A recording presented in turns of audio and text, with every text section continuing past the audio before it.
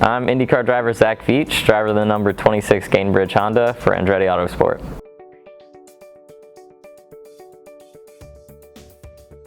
My interest in racing started at a really early age. I was 4 years old and I told my parents that I wanted to be an IndyCar driver, and they kind of laughed because at that age, who knows, next week you might want to be an astronaut. But I never changed that passion or that desire. And my dad at the time was the national champion with truck and tractor pulling, which is very popular in the southern states. It happens at a lot of county fairs.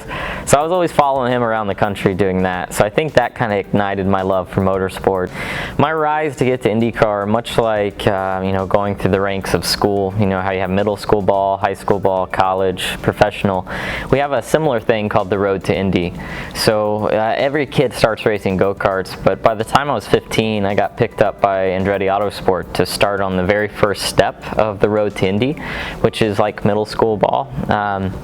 So I did that for a couple of years, moved up to the next step, which is Pro Mazda at 17, had success there. Andretti brought me up the following year to Indy Lights, which is like college ball. Indy Lights is exciting because that's the first time in your career you're going over 200 miles an hour, and you're doing that at just 18, so you're still learning quite a bit at that point. But that's the final step, whether or not you make it to IndyCar. So it's a lot of pressure when you're in Indy Lights, but we were lucky enough to compete for almost 2 Indy Lights championships. We had several race wins there, and that's what propelled me to have an opportunity to get to IndyCar.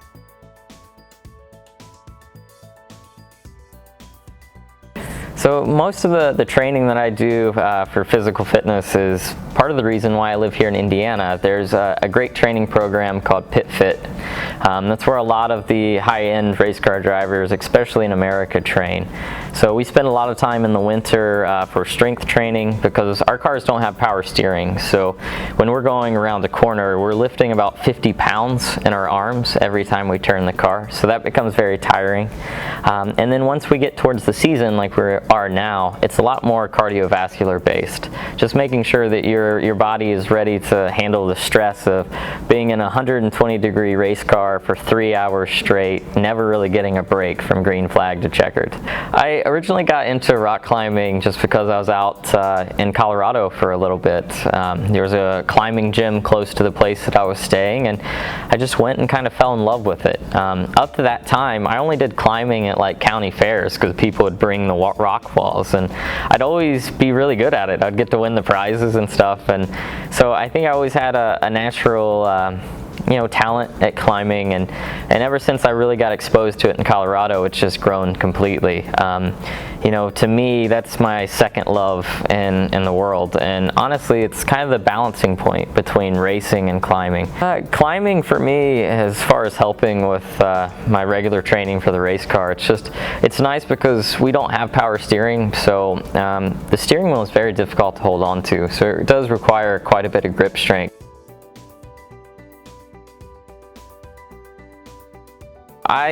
All of the things that I'm advocating for, I was involved personally.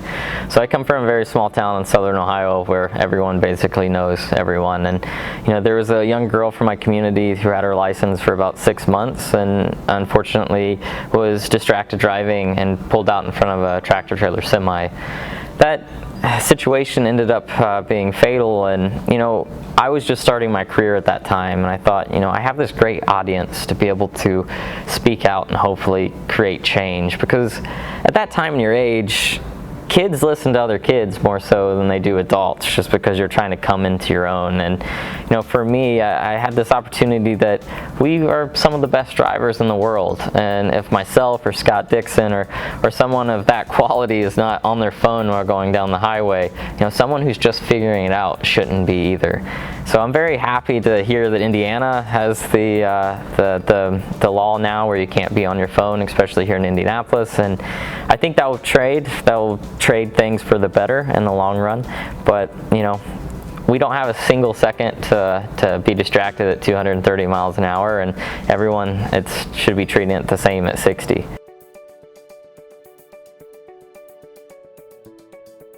The orthopedic injury that I had that OrthoIndy treated for me was a fracture in my scaphoid.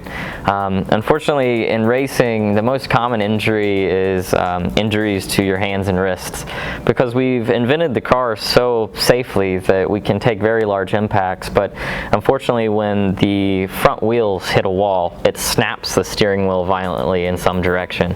So if you've watched one of us crash, you always see us pull our hands off the wheel. Well, most of us do that because we broke our wrist once. So your thumb gets stuck in the steering wheel, and when it spins, it just breaks the bone. So I broke my scaphoid directly in the center. Unfortunately, it's the slowest healing bone in the human body, I believe. So after driving on it about 3 months, I damaged it quite badly, and it took a bone graft and a screw to repair it. But now it's good as new in the race car. I was very lucky to have Dr. Dickey be my surgeon for this injury. You know, when it came about, it was just pain in my wrist, and I visited OrthoIndy, and they took an x-ray for me, and Dr. Dickey literally came into the room and asked me what my plans were for the following day, and that's how quickly they got me into surgery. So I was very fortunate for that, and for him to understand how important it was to me to get this done quickly so I could get back to my career. But that's just the care that OrthoIndy puts into all their patients. It doesn't matter if you're a professional athlete like myself, or just have a small injury that you would like to stop being a nuisance in your life. For me, my decision to go to OrthoIndy was very easy. It's just always been a name around the Indianapolis area that you could trust, as well as in the motorsports world. There's so many great people that work at OrthoIndy that actually come and help us at the racetrack, whether that be part of the IndyCar medical team or at the infield care center for the Indianapolis 500. This partnership with OrthoIndy is so important to me because they believed in me and cared for me when I was just coming up through the ranks when I had my injury. If it wasn't for great people like Dr. Dickey to get me in so quickly and give me the physical rehab that I particularly needed for my job of racing, they cared when I feel like a lot of people would have just rushed me through a quick rehab, and I wouldn't have the mobility that I do today in the race car. So for me, it's important because they believed in me and I believe in them.